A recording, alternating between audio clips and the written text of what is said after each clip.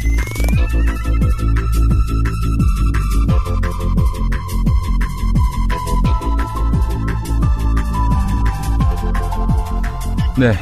민영화의 민낯입니다.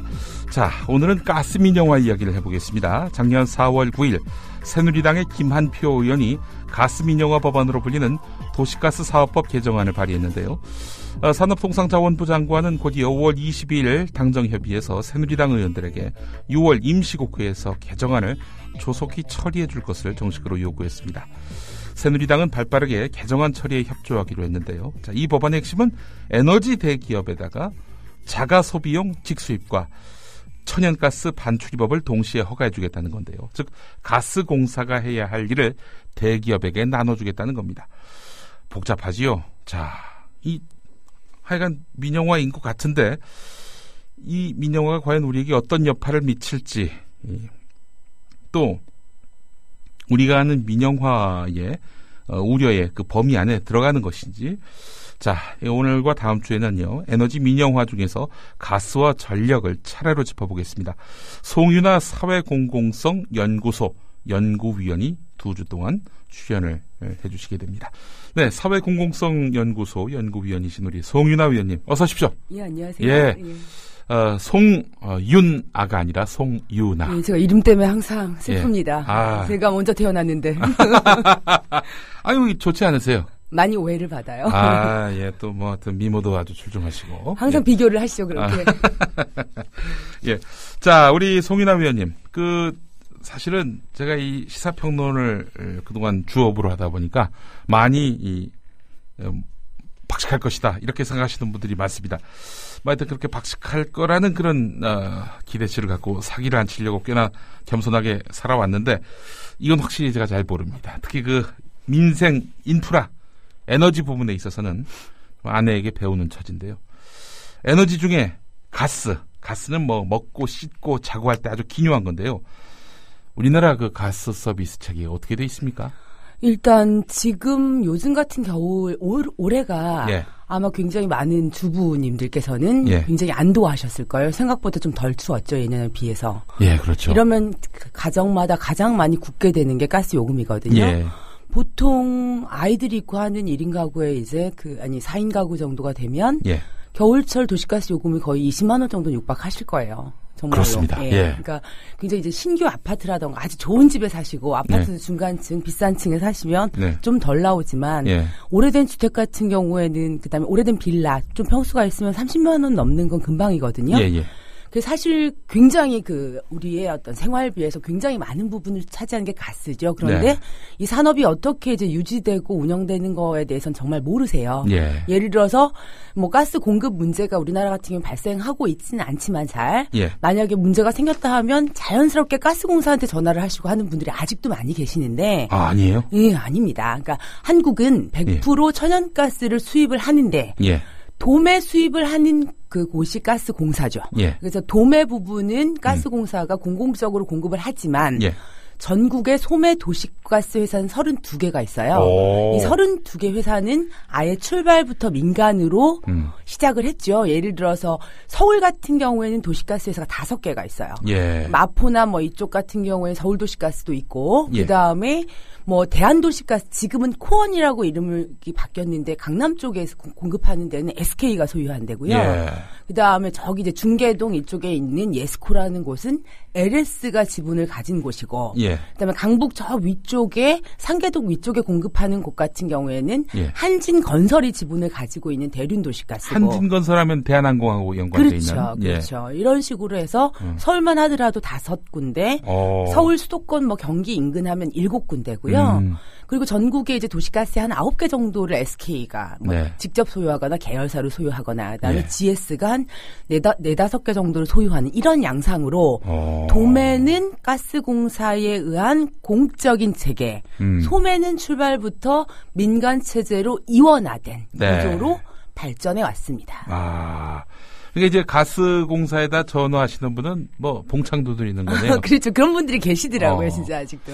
근데 최근에 그래. 이제 민영화 논란이 되면서 예. 많은 분들이 이제 이런 체계를 이해하고는 계시지만 예. 전체적으로 이제 도소매 간 그다음에 공적인 것과 민간 어떤 운영 간의 예. 차이에 대해서 많이 모르시죠. 이제 많이 알려져야 됩니다. 우리 집에 들어오는 가스가 도대체 어디서 오는 가스인가 그렇죠. 이런 예. 것들을 잘 모르는 분들이 태반이다. 조금 더 재밌게 말씀을 드리면 예. 이제 가스하면 다들 LPG를 생각하시잖아요. 예. LPG는 석유 정제 과정에서의 부산물이에요. 네. 그러니까 그래서 사실 석유류에 더 가깝고요. 예. LNG는 예. 그 뭐 영어 뭐 이런 건데요. 그 내추럴 가스죠. NG가. 근데 예. LNG가 이 가스를 액화해서 예. 가스는 기체잖아요. 예. 그런데 우리는 얘를 돈을 엄청나게 들여서 액화해서 도입을 해요. 왜 그러겠습니까?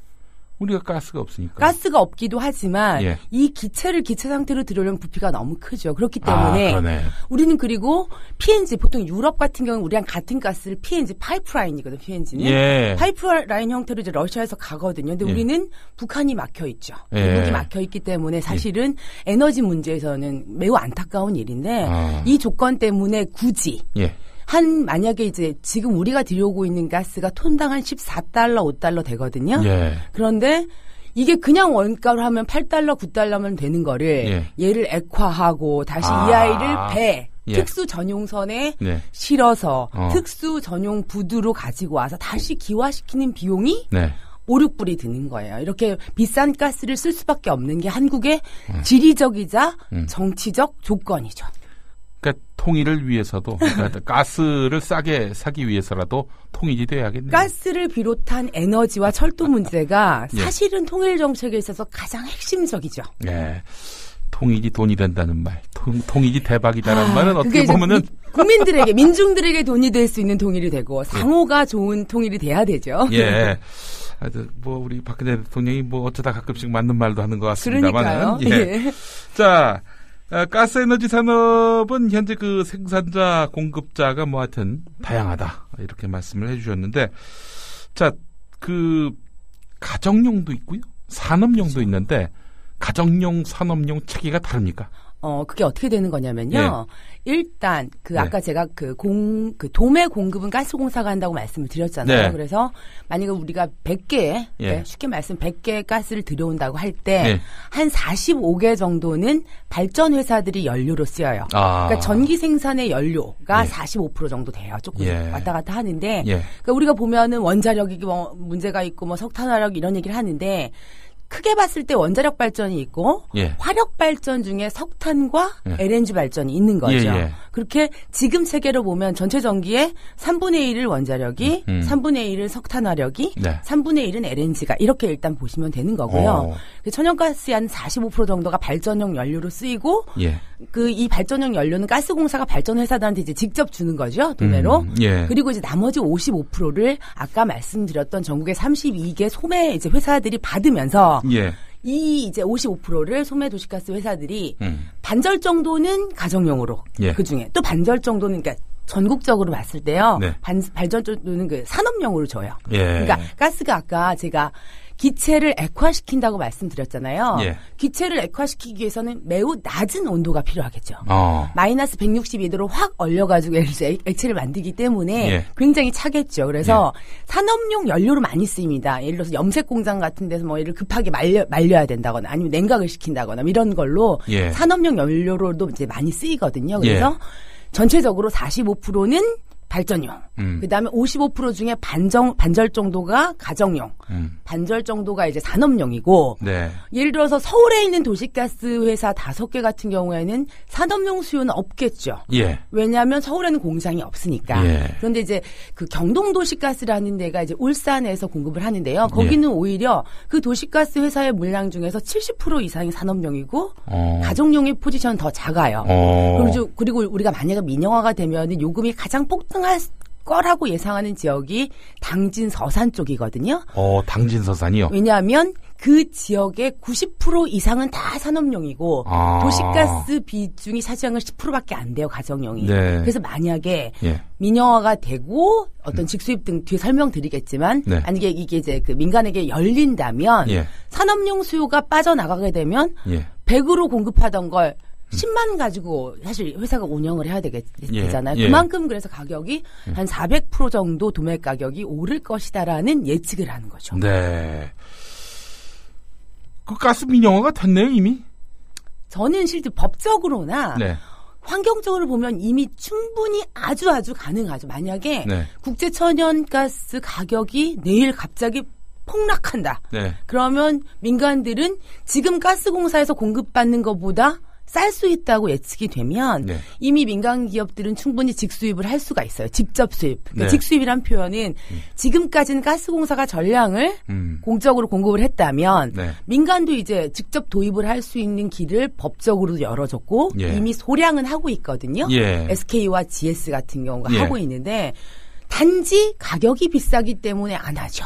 비쌀 때는 가스공사에서 사실은 갖다 쓰는 게 훨씬 좋으니까. 근데 만약에 가격이 떨어진다면 언제라도 민간은 그 가스를 들여올 것이고 이 자체, 그러니까 시장 자체가 민간으로 확대되는 것이 가스 민영화의 양상이고 유형이다. 라고 말씀드립니다. 지금 그 가스 시장은 공적 통제나 관리 감독이 이루어지고 있는 겁니까? 일단은 우선적으로 두 가지 측면에서 통제가 있습니다. 아직까지는 공공성을 유지할 수 있는 이유가 일단 도매 가격 차원에서 도매 요금을 일정하게 통제를 하죠. 어떤 요금을 거냐면, 그렇죠. 상한선을 둬가지고 여기 넘어가지 마라. 그렇죠. 그러니까 상한선 뭐 그렇게 하면 이제 국민들이 더 이해하시기 편하시기도 하겠지만 최근에 박근혜 대통령 들어오시면서 공기업 부채 가지고 굉장히 많이 이제 호도를 하셨죠. 근데 예를 들어서 가스공사가 40조 정도로 부채 비율 4위입니다. 40조 어마어마한 돈인데 이 40조는 지난 4, 5년, 3, 4년 사이에 쌓인 거예요. 왜냐하면 2008년 이후에 계속적인 유가 인상 국면이 왔고 사실 유가가 인상되면서 모든 물가가 오르죠. 우유값 오르고 밀가루값 오르고 설탕값 오르는데 유가가 떨어져도 한 번 오른 물가는 안 떨어지는 게 참 슬픈 현실이죠. 글쎄 말이에요. 그런데 이 국제 천연 우리는 이제 100% 수입을 하니까 국제 천연가스 가격은 유가하고 연동되어 있어요. 그러니까 유가가 올라가면 가스 가격도 오르는 거죠. 근데 이제 한국은 이제 그 장기 계약을 하는데 그때 3개월에 한 번씩 대금 지불을 이제 외국한테 해주겠죠. 그러면 유가가 연동된 올라가는 거에 따라서 가격이 더 올려줘야 되는데. 실질적으로 그러려면 우리도 3개월에 한 번씩 가스 요금이 바뀌어야 되잖아요. 그렇지만 사실 전기가스 같은 경우에는 전부 다 일정하게 전기요금 인상과 관련돼서도 회사들이 맘대로 하지 않고 정부의 어떤 허가와 통제가 있잖아요. 역시 가스요금 같은 경우도 유가 인상에 따라서 변동하는 걸 모두 반영을 해줬으면 그 부채가 안 쌓였을 텐데 이거를 일정하게 요금 통제를 한 거죠. 가격 통제를 하는데 사실 외국에 지불해야 될 돈은 계속 늘어난 거죠. 그게 바로 가스공사 이제 40조 부채의 이제 현실이기도 하고요. 그런 식으로 1차적으로 도매 요금을 가스공사가 부채를 감당하게 할지라도 통제를 1차를 하는 거고요.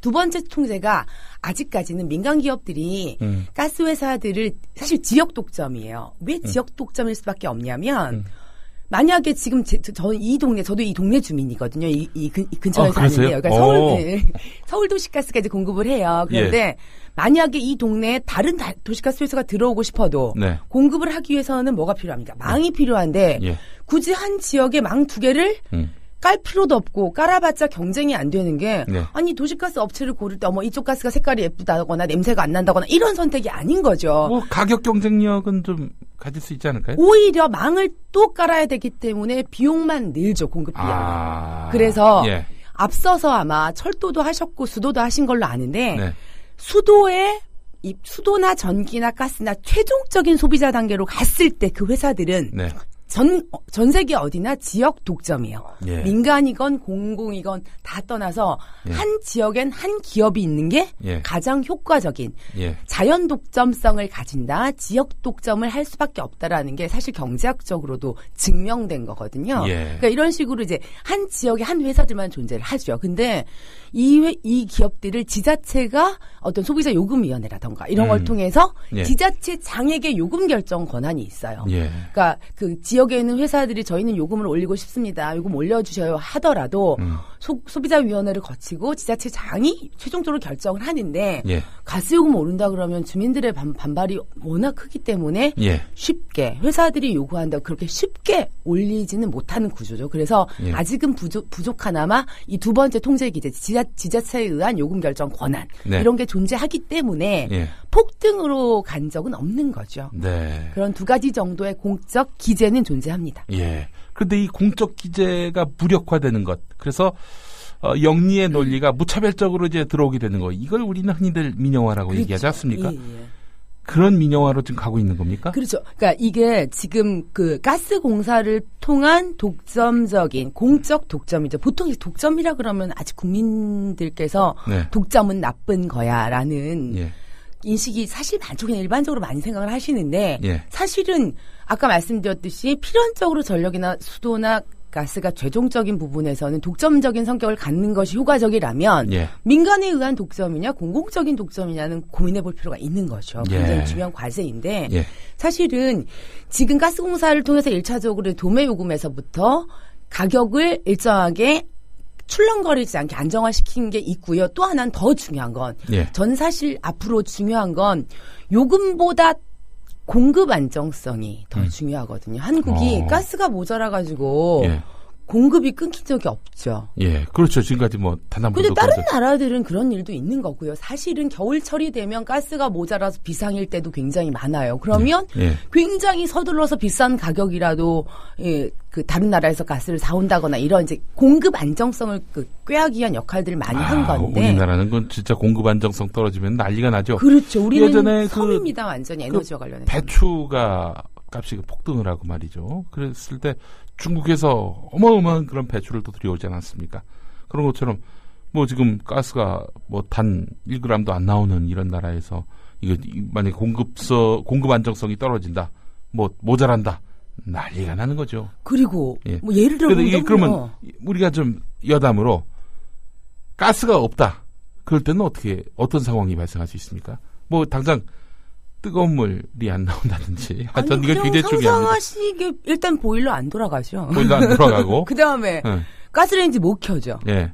그러니까 일단 지금 우리가 가정을 보면 네. 물전기 가스가 다 연결이 되는데요. 예. 그 가스 보일러가 돌아가려면 가스도 공급이 돼야 되지만 예. 물이 얼어도 보일러가 안 되고요. 전기 공급이 안 돼도 보일러가 안 들어간 이 3중 체제가 가장 핵심이죠. 또 요즘 또 LPG 차들이 많아가지고 차도 안 가고. 그렇죠. 와, 그러면 전시 상태네요. 그렇죠, 그렇죠. 그리고 예. 모든 시장 논리는 네. 공급이 부족하면 네. 가격이 뛰죠. 오르죠. 예. 그런데 지금은 가스공사가 이제 공사니까 예. 조금 우리가 공급을 조금 없다고 한번 약간 네. 거짓말 쳐가지고 가격 좀 올려볼까라는 상상을 하지 않죠. 그럴 수가 없죠. 예. 그러지 않죠. 근데 만약에 이 부분을 민간이 완전히 점유하고 있다 치면 예. 사실은 일정하게 상호 협약하에 일정하게 공급 물량을 조정을 해서 가격을 조작한다거나 할 수 네. 있는 가능성도 없지 않겠죠. 네. 예를 들어서 캘리포니아 2000년대 초반기에 예. 전력 민영화로 인해서 그 캘리포니아 남부에 15일간 정전 이런 사태가 있었고 예. 최근에도 작년인가 PD수첩에서도 이걸 잘 다루셨어요. 예. 한번 찾아보시면 재밌을 것 같아요. 예. 전력 어떤 대란에 진실해가지고 나왔었는데. 본인이 나오시는 겁니까? 저도 인터뷰를 했죠. 알겠습니다. 아주 흉측하게 나왔습니다. 근데 예. 예를 들어 그때 처음에 한국에는 그 상황에 대해서 민영화? 뭐 고장 났나라고 예. 많이들 이해를 하셨는데 사실상 예. 민영화가 되면서 예. 가격을 올리기 위해서 민간업자들이 담합을 했어요. 네. 담합을 하면서 예. 공급을 조금씩 지연시키면 가격이 오르니까 예. 그 일을 하다가 결국은 전면적인 블랙아웃으로 가서 15일 정전까지 간 사태도 있거든요. 설마 민영화돼서 그렇게까지 도덕성이 없는 기업이 있을까라고 상상하기도 싫지만 예. 사실상 민영화라는 것, 예. 민간의 어떤 이 경제 논리나 이윤 논리라는 게 사실 상상할 수 없는 일들을 해내기도 해요. 예. 그래서 그런 우려까지. 그래서 지금 가스공사의 어떤 공적인 영향력들이 축소돼서 점점 민간으로 이전됐을 때는 예. 가격 폭등보다 더 무서운 공급 안정성의 침해, 저해라는 예. 것까지도 우려할 수 있는 미래이지요. 예. 이게 정말 이 가스의 필요성, 공기 같은 거에서 공기가 없는 세상을 우리는 상상 못 하잖아요. 그래서 당연히 있는 것으로 생각되는 가스가 만약에 부존할 때, 존재하지 않을 때, 고갈될 때 어떤 사태가 벌어질지 생각만 하면 좀 끔찍한데 그렇죠. 이게 가스는 있는데 가격이 폭등을 해서 그 가스를 이용하지 못하는 그런 가구가 늘어나게 된다. 말하자면은 가스의 공공성이 사라져서 오로지 영리적 그 어떤 가치로 가스가 변질이 될 경우, 그러니까 돈 버는 수단으로 가스가 이렇게 오용될 때, 이럴 경우에는 이 없는 사람들, 없이 사는 사람들은 어떻게 될 것인가, 이런 고민을 우리가 사실은 민영화를 고민하는 단계에서 항상 꺼내고 있는 건데요. 재미있는 사례를 하나 말씀을 드리면 예. 에너지 빈곤층이라는 개념이 이젠 일반적인 개념이 됐는데요. 예. 우리 대통령님께서 굉장히 선진국 좋아하시잖아요. 예. 근데 사실 가장 선진국이라고 하는 영국, 미국에서 예. 전력가스 민영화가 동시에 추진이 되면서 네.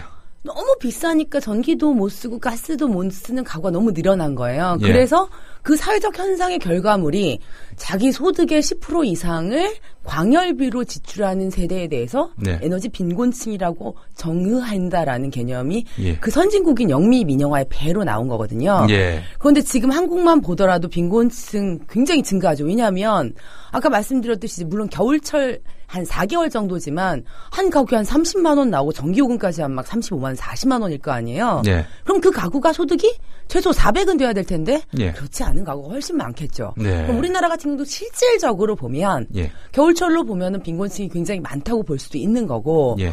실제로 우리의 그 슬픈 현실은 뭐냐면 가스는 이 단가스가 전기를 끊는 걸 단전이라고 하고 뭐 있잖아요. 단가스를 당하는 비율이 많지가 않아요. 왜 그러냐면 자발적 단가스를 하죠. 저소득층이나 빈곤층 단가스를 같은 하면은 경우는 가스를 끊는 거. 아예 쓰지를 않고 아예 보일러를 잠가버리고 사는 세대가 굉장히 많아요. 연탄을 이용하시는 분들도 아니죠. 많고요. 전기장판 하나에 의존하는 전기장판. 가구들이 굉장히 많습니다. 이 또 전기장판은 또 과용하게 되면 또 어마어마한 누진세를 또 그렇죠. 얻어맞지 않습니까? 그렇죠. 예. 그렇기 때문에 이제 저소득층 같은 경우에 전기장판 하나랑 형광등 하나에 겨우겨우 의존하는 경우도 많고 예. 사실 생각보다 이미 빈곤층의 현실은 우리 주변에 굉장히 이제 많이 있는 거고요. 예. 이제 사실은 많이 절약을 스스로 단가스를 할 정도로 절약을 하는 그리고 빈곤층 같은 경우에는 예. 겨울철 추울 때 네. 도시가스를 돌리지 않으면 예. 거의 90%가 얼어요. 물이 얼어버리고 어허. 물이 얼기 때문에 이게 이제 그 보일러가 터지고 사실상 아예 고장난 예. 보일러 자체가 고장난 가구도 굉장히 많습니다. 그래서 그렇죠. 이제 빈곤층의 현실이 민영화의 미래뿐만이 아니라 현실적으로 존재하는데 지금 앞으로 아무리 점쳐보아도 국제적으로 에너지 가격은 절대로 떨어질 수는 없겠죠. 왜냐하면 에너지는 고갈의 그 시점으로 치닫고 있기 때문에 그래서 가격은 오를 것인데 네. 만약에 여기 민영화까지 돼서 요금 인상의 요인까지도 커진다면 예. 사실 우리나라의 이 혹독한 겨울철을 상상하기가 참 싫죠. 예. 아이고, 참 끔찍합니다. 자, 그렇다면은 이제 본격적으로 가스 민영화. 박근혜 정부의 새누리당이 어떻게 지금 추진한다는 겁니까? 물론 그네들은 절대 민영화 없다라고 얘기하는데 그런 민영화가 없다는 말도 사실인지 이것도 한번 좀 짚어주시죠. 사실이 아니라는 사실은 뭐 이미 아시고 물어보신 거예요. 아니 민영화 안 한다고 해서 안 한 적이 없어요. 보면은 다 해. 일단 민영화에 대해서 예. 많이 그러니까 철도 같은 경우도 마찬가지인 거잖아요. 많이 예. 아시잖아요, 국민들. 그러니까 예. 자회사로 분리만 한다. 예. 그럼 민영화가 아니다. 예. 뭐 소유구조는 공공적으로 유지한다고 하는데 일단은 사실은 민영화를 위해서 기업을 떼어내는 게 분할이거든요. 그렇죠. 그런데 이제 보통 민영화가 아니라고 하시는 거는 우리 국민들도 그래요. 민간에게 매각을 했을 때, 예. 민간이 샀을 때 예. 이런 것만 민영화를 보시는데 네. 시장이 커지는 어떤 가스든 전력이든 시장은 계속 커지는데 그 신규 시장에 민간 기업이 들어와서 지배력이 늘어나는 건 예. 소유권을 이전하는 방식의 민영화가 아니죠. 예. 다른 방식의 민영화인 거죠. 예. 경쟁 체제를 도입하고 신규 시장에 그 어떤 민간 기업들, 재벌들을 진입시키는 방식, 네. 규제 완화를 통해서 진입 장벽을 허물어버리는 방식도 충분히 민영화거든요. 예. 근데 이제 가스 민영화에 대해서 이해를 하시려면 한 10년 전, 15년 전으로 돌아가야 되는데 예. 가스공사도 당시 IMF가 터지고 공기업을 팔아서 부채를 갚겠다고 예. DJ께서 하셨을 때 예. 그 당시에 전력철도가스가 공이 분할 매각 민영화의 대상이었어요. 왜냐하면 이 세 기업 모두가 너무나 자산 규모가 커요. 네. 그래서 한 기업이 홀딱 사기도 너무 커요. 그렇기 때문에 그 조속한 매각을 위해서 전력도 분할 쪼개고 가스도 쪼개고 철도도 쪼갠다고 했죠. 예. 근데 철도 같은 경우에는 바로 그 이유 때문에 철도청에서 네. 철도공사와 시설공단으로 나뉜 거예요. 예. 나뉘고 일단은 매각은 못한 거죠. 예. 전력도 마찬가지인 게 전력에 옛날 한전에 다 있던 회사들을 지금 엄하게 발전 회사들을 6개로 쪼개놨습니다. 원자력 하나와 발전 그 화력 5개를 쪼개놨는데 예. 팔려고 쪼개는데 아직 팔지는 못했지만 당연하게 철도 자회사도 마찬가지인데요. 예. 사장 1명이다가 사장이 7명이 됐고 예. 경영진 7배가 됐으니까 사실은 비효율적인 부분이 더 많아진 거죠. 근데 이제 예. 매각까지는 못 간 건데 네. 가스공사도 당시에 3분할 예. 3개로 쪼갠다고 했었는데 사실 가스공사는 쪼갤 방법을 찾기가 너무 어려웠어요. 왜냐하면 뭐 노선이 있는 것도 아니고 그렇죠. 노선도 아니고 그다음에 뭐 인수기지별로 자르자니 인천은 큰데 뭐 통영은 좀 작고 뭐 이런 거. 그래서 분할 방식을 그 정부 민영화를 굉장히 전담하는 모 회계법인에 분할 방식을 연구 용역을 아주 비싼 연구 용역을 줬는데 국민 세금으로. 네, 그렇죠. 아주 비싼 연구 용역을 줬는데 그 연구 결과가 참 재밌습니다. 분할의 방법론을 무려 81개를 변수가 81개가 나왔습니다. 네. 그러면 분할을 못 한다는 거죠. 분할의 그 경제성이 없다라는 거죠. 그래서 못한 거고요. 전반적으로 2004년에 노무현 정부 들어서면서 분할해서 매각하는 식의 민영화 정책은 중단이 됐었어요. 그렇다고 민영화를 포기한 것이냐? 그렇지 않죠. 철도를 자회사를 만들어서 일단 민간에게 경쟁 체계를 시키겠다는 것도 민영화인 것처럼 이미 전력 같은 경우도 뭐 다음 주에 전력을 말씀드리겠지만 신규 발전소에 우리가 잘 아는 웬만한 재벌들이 다 들어가 있고 지금 제가 예측컨대 전체 전력의 발전 부문의 30% 정도는 민영화 이미 되어 있다고 볼 수 있고요. 가스 같은 경우도 어차피 가스는 계속 소비가 늘어나거든요. 15년 전에 비하면 저희가 3배가 늘어났어요. 가스가. 수요가. 그러면 어차피 뭐 인구가 그렇게 급증한 것도 아닌데. 일단은 도시가스가 15년보다 보급률이 높아졌기도 하고 하지만 가장 크게 확장된 건 산업용하고 발전용이에요. 많이 늘어난 거죠. 그러니까 옛날에는 쉽게 말씀드리면 20년 전에는 석유 발전기가 있었는데 발전소가 이젠 석유 발전소는 다 없고 거의 다 LNG 발전소로 대체된 거죠. 석유가 너무 비싸니까. 뭐 이런 식으로 수요가 3배가 늘어났는데요. 어차피 시장이 확대되는 걸 굳이 논란이 되는 쪼개지지도 않는 회사를 쪼개는 것보다는 늘어난 시장에 민간이 개입하면 그게 바로 더 쉬운 길이고 빠른 길이죠. 국민적 논란도 없고 민영화 논란도 회피할 수 있으니까.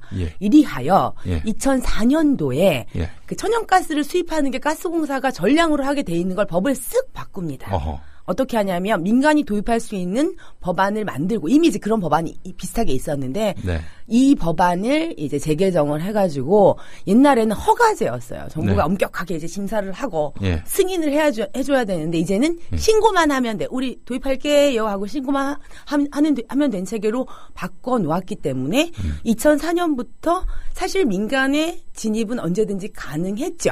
이게 공적 감시 기능을 포기하는 셈이군요. 이미 이제 2004년부터 했는데 지금 우리가 만약에 그 6천만 톤 정도를 만약에 도입을 한다 하면 그중에 60분의 1 정도를 민간이 이미 도입을 했어요. 그때부터. 여기가 SKU하고 이제 GS 이쪽인 포스코인데요. 그러면 이거 좋은 기회에 왜 안 들어왔냐? 아까 말씀드렸듯이 가격이 비싸니까. 그리고 민간 기업이 가서 아무리 국내에선 유명한 기업이라 할지라도 외국 나가서 협상을 해보면 가스공사가 더 싸게 사오는 거죠. 그러니까 가스공사한테 그냥 다시 사서 쓰는 기존 체계를 그냥 고수한 거죠. 그런데 이 전체적인 가스 가격이 떨어진다고 하면 언제든지 시장은 확대할 수 있는 거고 지금 이제 그거를 위해서 최근에 그 박근혜 정부 들어서서 새누리당에 발의한 법안이 민간이 직접 도입을 했을 때 짊어져야 될 리스크가 있잖아요. 이거를 완전히 해소해준 법안이라고 이해하시면 돼요. 그 리스크가 뭡니까? 그러니까 일단 저는 모자랄 경우는 가스가 모자랄 경우 민간 기업이 고려하지 않을 거라고 봐요. 왜냐하면 가스공사한테 달라고 고르면 되니까. 그런데 가격이 싸다고 덜컥 계약을 막 했습니다. 근데 민간 기업 입장에서 이 가스가 남아요. 이 가스를 어떻게 해요? 예를 들어서 물류 창고에 집어넣을 수 있는 애도 아니고 이 물량이라는 건 일정하게 아까 말씀드렸듯이 전용 배도 배 한 척에 한 3조 4조 되거든요. 전용 배 있어야죠. 전용 부두 있어야죠. 그다음에 기본적으로 10만 킬로리터 정도가 되는 이 저장 설비를 갖고 있어야 돼요. 그런데 이걸 초과할 경우는 사실은 남으면 정말 하늘에 날릴 수 있는 것도 아니죠. 이건 또 환경 피해니까. 게다가 얘를 막 아까 배추 파동도 얘기하고 하셨지만 얘를 10년, 20년, 몇 년 묵혀둘 수가 없는 거예요. 아, 그래요? 그럼요. 기체와 액체 왔다 갔다 하기 때문에 성상이 변할 수 있는 거예요. 날라가죠. 유통기한이 얼마나? 아니, 유통기한이라기보다 보통은 이런 식으로 보시면 돼요. 사용기한. 한국이 그 비축 물량, 석유나 가스는 다 비축 물량이 있거든요. 지금 한국은 다른 나라보다 적어요. 보통 한 91분 정도를 저장을 해놔야 되는데 우리는 한 45일, 51분밖에 없어요. 왜냐하면 많이 저장할수록 비용이 많이 들거든요. 그렇기 때문에 겨울철에 몰리는 그 물량을 맞추기 위해서 사실 1년 동안 열심히 모으는 거죠. 겨울에 사실 한꺼번에 가스가 나가니까 이제 이런 식으로 이제 운영을 하는 건데 뭐 딱히 유통기한이라기보다도 그러니까 규모 있게 적절하게 이제 활용을 하는 건데 만약에 그 전체적인 향후 쓸 물량이라던가 이런 것들에 대한 어떤 정부가 이게 통제력이 없고 민간이 막 싸다고 들여왔는데 남을 경우는 팔 데가 없잖아요. 그다음 가스를 예를 들어서 비닐봉지에 넣어가지고 나눠줄 수 있는 것도 아닌 거고요. 1+1으로 드릴 수도 없고. 그래서 이번에 법안이 이미 그 민간 기업들이 직도입을 할 수 있는 모든 법적인 환경은 갖추어졌는데 그러니까 민간 기업들끼리 사고 팔 수 있다거나 해외에 판매한다거나 아니면 남으면 그다음에 아예 우리 보통 그 시스템을 오파라고 그러잖아요. 중개업자. 오파상이라고. 이걸 트레이더라고 하는데 이쪽에서는 천연가스 트레이딩만 하는 사업자를 허용해 준다거나. 이게 이 법안의 핵심 내용이었어요. 그러면 어떤 거냐면 지금은 만약에 남게 되면 무조건 가스공사한테 그 재판매하게 돼 있는데 만약에 지금은 그렇죠. 아직까지는 그런 규제 환경이 있는데 그래서 이제 가스공사는 그걸 또 비축을 시켜가지고 행여나 가스가 모자라는 상황에 대비한다는 건데 가스공사에 안 주고 자기가 그냥 팔아버릴 수 있는 자기네끼리 거래를 하거나 해외 판매인데요. 해외 판매는 그 굉장히 클리어해요. 뭐냐면 우리처럼 그 기체 아이를 액체로 확 얼려갖고 들어오는 나라는 크게 보면 한국, 일본, 대만이에요. 그렇죠. 그렇겠죠. 섬이니까. 아니면 우리도 육지의 섬이나 마찬가지죠. 우리는 에너지와 관련해서는 완벽한 섬이죠. 고립된 섬입니다. 그렇죠. 서로 이제 교류할 수 있는 게 없기 때문에. 근데 결국 일본이나 대만에 재판매를 하고 어차피 일본이나 대만이나 그 바다 뻔한 라인에 있잖아요. 아까 트레이더, 그러니까 오파를 허용해 준다는 거는 이쪽에 왔다 갔다 하면서 일본에도 좀 팔고 대만에도 좀 팔고 사실 이런 기업을 허용해 주겠다는 게 새누리당 법안의 핵심 내용이었어요. 그러면 남으면은 그럴 수도 있는 거 아니냐라고 안이하게 생각할 수가 있습니다. 그렇죠. 자, 그런데 이게 또 무슨 그럼 어떤 문제가 생길까? 일단은 민간들이 그런 식으로 판매권이 마구잡이로 확정이 되면 민간 기업들이 가스공사랑 상의하거나 국민들하고 상의해서 올해는 가스를 이만큼만 쓰시오 아니면 더 써주십시오 이런 식으로 예측할 수가 없는 거잖아요. 그렇다고 공적인 기관하고 협의해서 올해는 이만큼만 한다라는 협의를 하는 것도 아니고 그러면 결국은 문제의 핵심은 그래요. 민간 기업들이 해서 그냥 그 시장만 존재한다면 뭐 문제겠냐라고 생각할 수 없는 게 그럼 일단 가스공사 등 어떤 공적 체제에서는 물량 예측이 불가능해져요.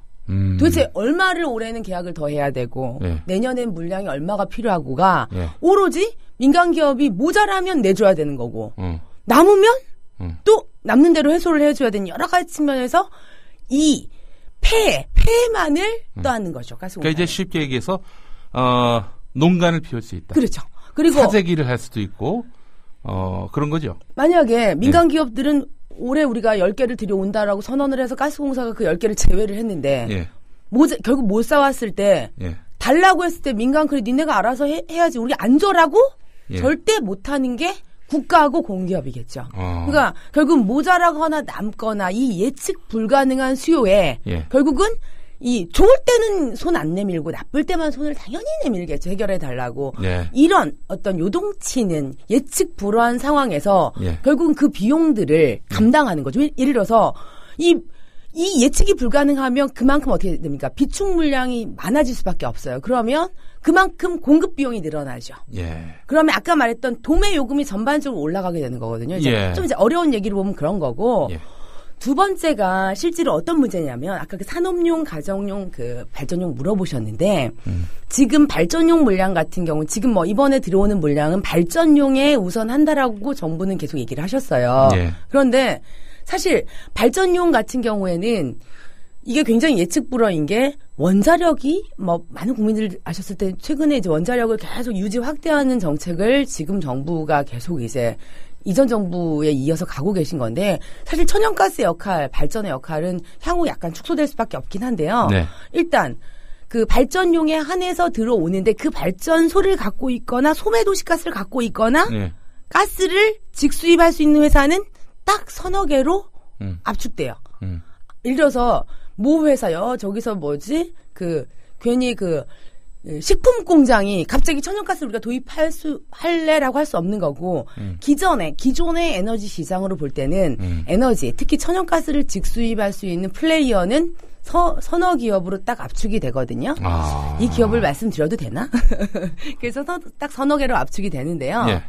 이 서너 개 기업이 결국은 발전소도 가지고 있고, 가스, 소매도시가스도 과점하고 있고, 그 다음에 이제 이 기업이 들여올 수밖에 없죠. 그런데 앞서 말씀드렸듯이 들여왔는데 발전용만으로 쓰고 남는 물량은 당연히 우리가 싸게 들여왔는데 우리 계열사 기업에서 가스를 많이 사서 쓰는데 굳이 다른 기업에서 받겠습니까? 직접 산업용 물량까지 가는 거죠. 이건 너무나 자연스러운 자본주의 경제 법칙이겠죠. 그래서 정부는 이번 법안을 통해서 결국은 발전용에 한한다고 하지만 절대 그럴 수 없죠.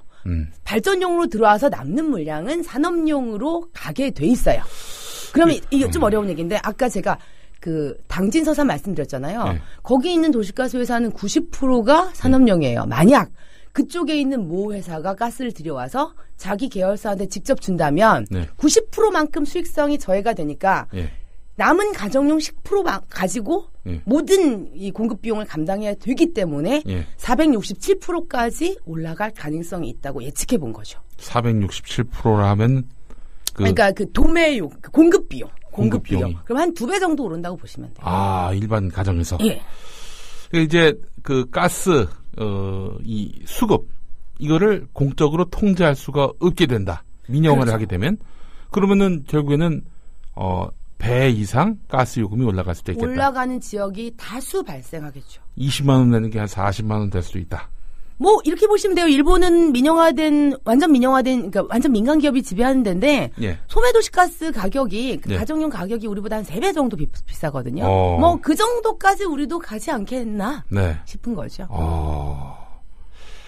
그러면은 공적 통제가 가능하도록 그렇게 그 법안이 확실하게 이제 규제가 있어야 될 것이고 직수입을 이제 제가 봤을 때는 저 법안 자체가 아마 다른 양식으로 또 새로운 법안을 들고 나올 겁니다. 새누리당 같은 경우에. 근데 저는 보다 근본적으로 가스의 공적 부분을 일단 소매는 어차피 민간 자유 경쟁이기 때문에 공적 부분은 직수입을 하지 않고 엄격하게 관리하고 이건 정말 자원의 안정성, 이걸 에너지 시큐리티, 에너지 안보의 문제거든요. 이 문제를 봤을 때는 이제는 직수입을 아예 하지 못하도록. 직수입을 못하도록. 그렇죠. 공적인 체제로 남기고 오히려 만약 가스공사가 잘 못하고 있으면 그걸 엄격히 국민들이 따지고 감시할 수 있는 체계로 만드는 게 나은 거죠.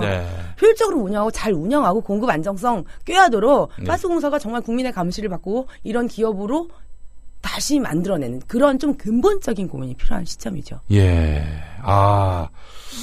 뭐 대략 이제 감을 잡을 수 있을 것 같습니다. 일본의 경우는 어떻습니까? 지금 일본도 민간 기업에다가 천연가스 수입과 판매를 맡긴 나라로 알려져 있는데 지금이 우리가 일본으로 가려는 거 맞습니까? 일본처럼 하려는 거 맞아요? 지금 정부 여당이 추진하는 이른바 민영화의 방향이 지금 일본이 하고 있는 것과 같습니까? 일단 일본은 재밌는 게 이제 전국의 가스 회사는 한 220개 정도가 되더라고요. 그런데 우리나라 한 30여 개 되는데. 그렇죠. 근데 거기 같은 경우에도 여전히 지역 독점이에요. 딱. 근데 큰 회사 10개가 지배를 하고 있어요.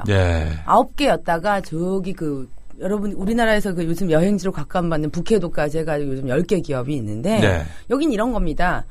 예를 들어서 도쿄가스, 후쿠시마의 주범인 도쿄가스가 워낙 크니까 도쿄 지역의 도쿄전력, 도쿄전력이 워낙 크니까 도쿄 지역의 가스 회사를 먹었어요. 합병을 해서 도쿄전력이 전력가스를 공급하고. 도쿄전력 하면은 그 유명한 후쿠시마 원전. 후쿠시마.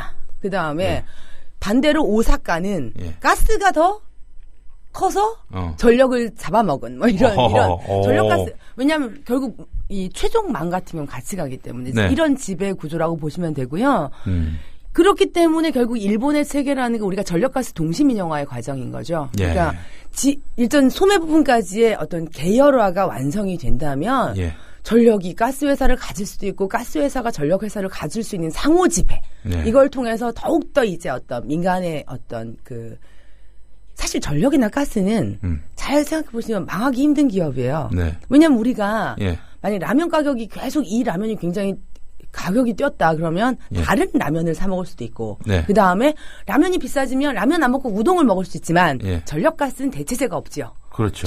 촛불 켜고 살 수 있는 거 아니고 라이터로 물을 끓일 수 있는 것도 아니기 때문에 대체제가 없기 때문에 소비 탄력성 그러니까 가격 변동에 따라서 소비가 크게 줄거나 늘지 않고요. 아무리 절약해도 줄일 수 있는 마지노가 존재를 하죠. 그래서 전력가스 회사는 국제적으로 절대 망하지 않는 최종적으로 에너지 회사로 모든 대기업들은 나아가는 게 사실은 국제적인 경향인데요. 한국이 최악의 경우 일본으로 간다는 건 정말 전력과 가스를 모두 서너 개 회사가 공고히 지배력을 갖는 그리하여 가격까지도 좌우할 수 있는 구조가 되는 게 최악의 시나리오가 되겠죠. 일본처럼 가는 겁니까 지금? 안 가게 막아야죠. 일본, 그러니까 우리가 지금 모델 삼는 게 일본이고. 일본도 있고, 많아요. 영국 사례도 있고, 스페인도 있겠지만, 우리가 가장 가까운 나라로 일본을 바라보자. 그래서 저희 연구소에서도 4월경에 일본의 어떤 민영화의 폐해에 대해서 보고서를 지금 준비하고 있어요. 나중에 꼭 소개해 드리겠습니다. 아유, 알겠습니다. 그렇다면 지금 일본 방향으로 가는데, 일본은 그 가격이 얼마나 뛰었는지. 이거 이렇게 얘기해야 귀가 솔깃합니다. 그러니까 그렇게 보시면 돼요. 우리보다 가정용 요금이 3배가량 비싸다. 예전에 어땠습니까? 그러니까 일본은 처음부터 민간의 지배. 처음부터 민간의 아주 소규모 회사들이 난립하다가 지난 15년 좀 비슷해 우리랑 우리보다 조금 빠르게 96년 정도부터 구조 개편을 해서 대기업 10개 기업의 지배 체제로 간 거예요. 그러니까 일본 같은 경우는 우리는 일본하고 우리하고 이 경제발전 그걸 보면 한국의 가스가 처음으로 수입된 게 몇 년일 것 같으세요? 맞춰보세요. 70년대 이거 일 것 같으시죠? 87년이에요. 그래요? 가스공사가 83년에 된 거예요. 그러니까 재밌는 에너지 역사를 말씀드리면 아마 김용민 선생님께서도 어렸을 때는 연탄하고 가스 골로에 밥해 드셨을 거예요. 초등학교 5학년 때 기억납니다. 물론 아주 이제 갑부집 자녀가 아니셨으면 대부분 이 또래는 전부 다 연탄 이걸 기억하실 텐데요. 우리가 70년대만 보면은 그때는 지금 고리 1호기 원자력이 78년도에 생겼잖아요. 70년대는 석유의 시대였죠. 석유하고 석탄의 시대였어요. 그런데 1차 오일 쇼크가 딱 터지면서 한국이 중동에 대한 석유 의존도가 98%였어요. 근데 1차 오일 쇼크 터지니까 이 엄청나게 막 급성장을 하던 아시아의 용이 휙 꼬꾸라졌죠. 그래서 박 대통령이 딱 원자력을 지어라 해서 원자력이 들어온 겁니다. 에너지 다변화의 계기로. 그래서 1차 오일 쇼크로 에너지를 다변하기 위해서 석유 중심에서 원자력으로 간 거고요. 2차 오일 쇼크가 또 터졌어요. 원자력만으로는 안 되겠다. 네. 가스를 들여와라 해서 우리나라는 가스가 83년에 가스공사 생기면서 87년부터 본격 도입인데요. 네. 일본은 가스 사용이 이미 800년대 후반기부터거든요. 그러니까 아주 지역의 소규모 가스 사업자들이 수백 개가 있다가 지난 15년 정도에 10개 정도의 대기업으로 압축된 거고 한 3개의 기업이 거의 과점하고 있는 양상으로 간 거니까 민영화의 역사라기보다는 재벌 기업과 지배 역사로 보는 게 더 타당하죠.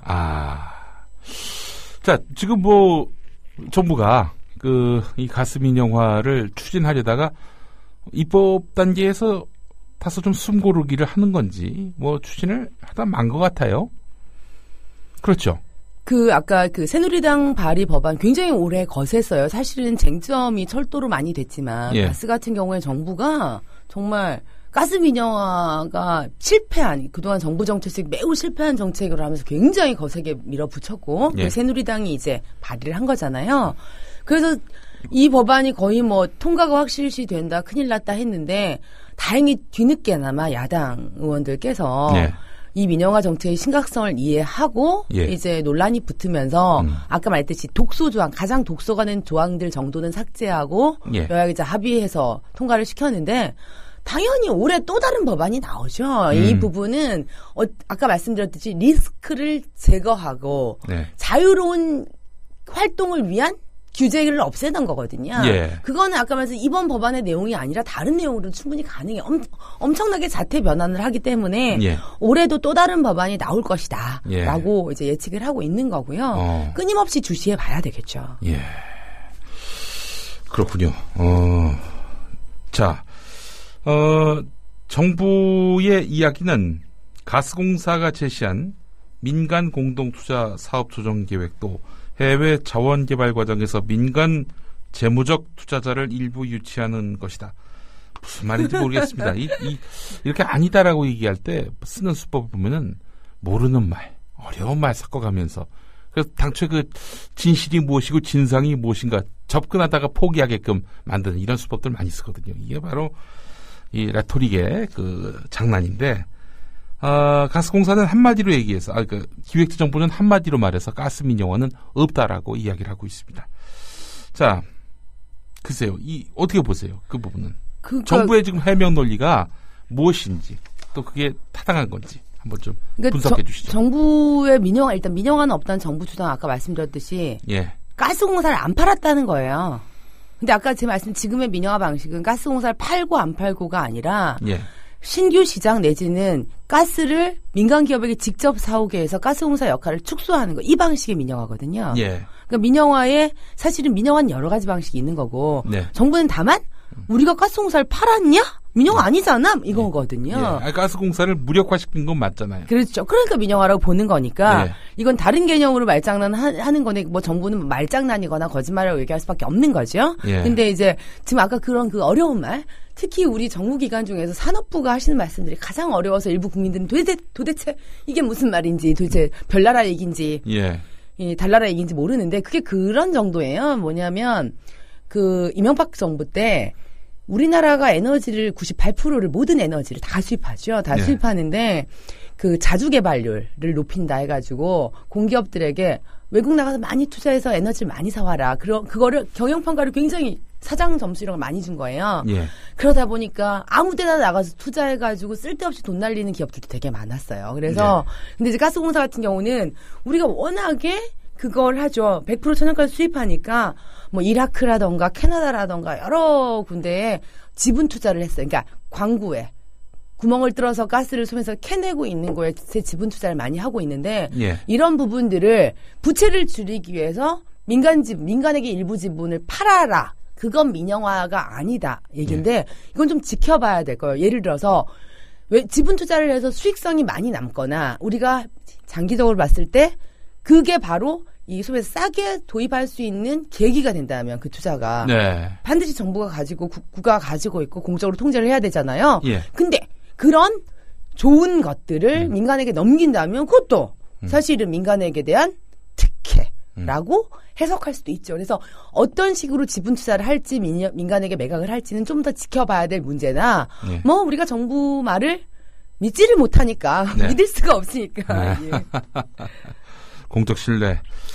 참 신뢰가 회복되는 사회가 왔으면 좋겠습니다. 무슨 말을 하더라도 그 말에 진실성을 담았을 것이다라고 예측되는 대상이어야 사실 그 그렇죠. 말을 해도 믿거나 말거나 할 텐데 말이죠. 콩으로 매주를 써도 못 믿겠으니 큰일입니다. 네. 불신사회를.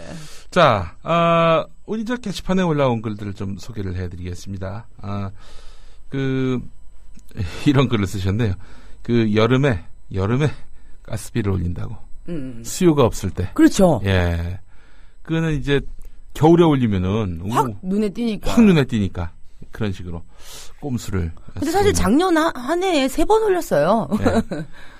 자, 일본은 온돌도 없고 우리처럼 오래 끓이는 그런 음식도 잘 안 해 먹습니다. 가스레인지 정도 사용하는데 저희 신혼 때 6,000엔 넘게 나왔어요. 음식 할 줄 몰라서 거의 안 해 먹었지요라고 하셨습니다. 그렇죠. 예. 엄청나요. 6,000엔이면 정말. 예.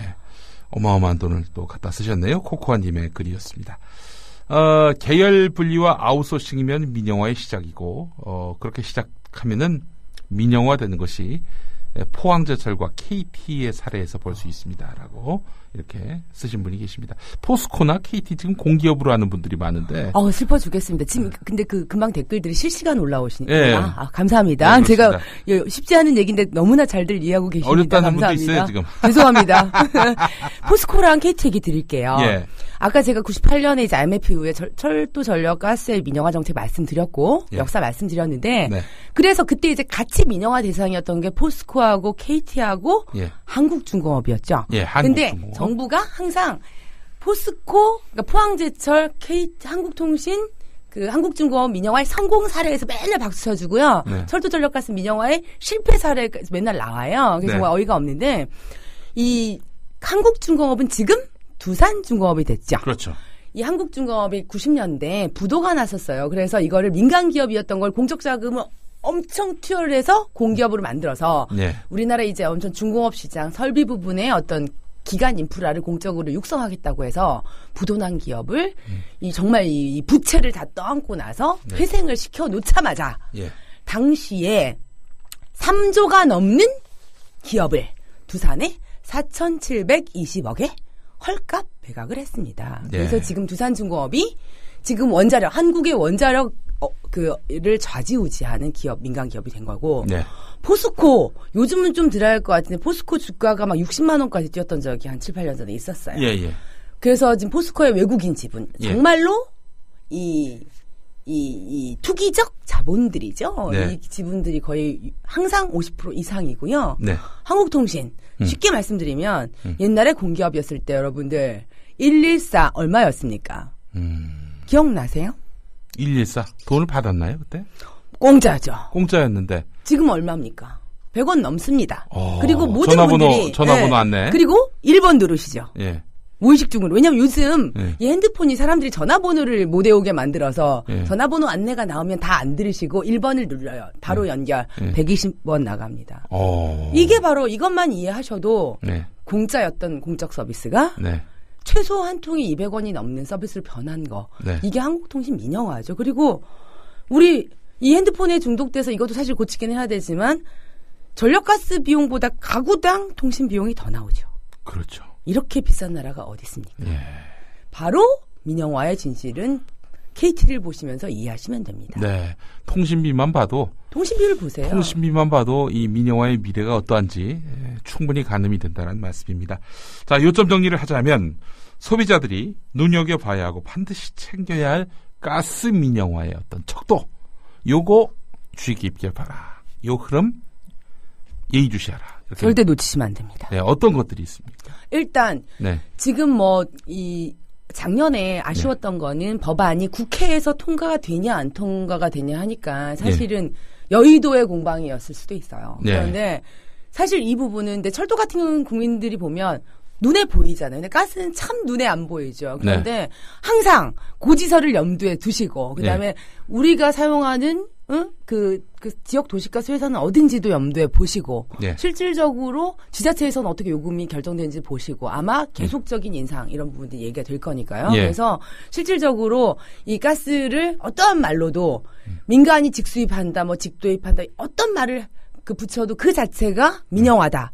요금이 폭등될 거다. 요금보다 더 무서운 건 공급이 중단될 수도 있는 그런 암울한 상황이 올 수도 있다. 그래서 사실은 가스는 공공재다. 예. 전기, 가스, 물은 공공재다.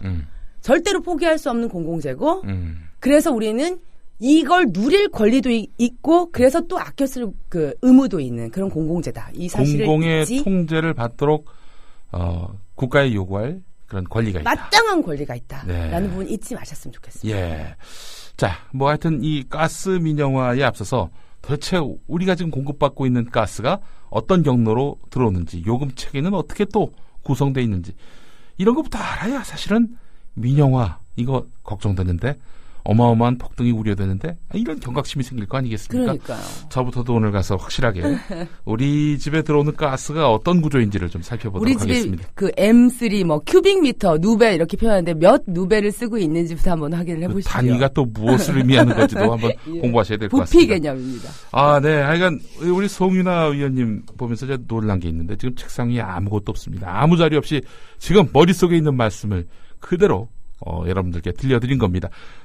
다음 주는 좀 쉬울 것 같아요, 아무래도. 다음 주는 훨씬 쉽습니다. 예, 정말 가스가 제일 어려워요. 가스 민영화는, 예, 참, 이 디테일에 사실은 우리가 악마가 숨어 있다는 사실을 잊지 말고, 잘 대비를 해야 되겠습니다. 송윤아 의원님, 오늘 감사했습니다. 예, 어려운 얘기 죄송합니다. 다음 주에는 쉽게 하겠습니다. 예. 감사합니다. 다음 주 월요일 6시 반, 민영화의 민낯, 그때는 전력 민영화 짚어보겠습니다.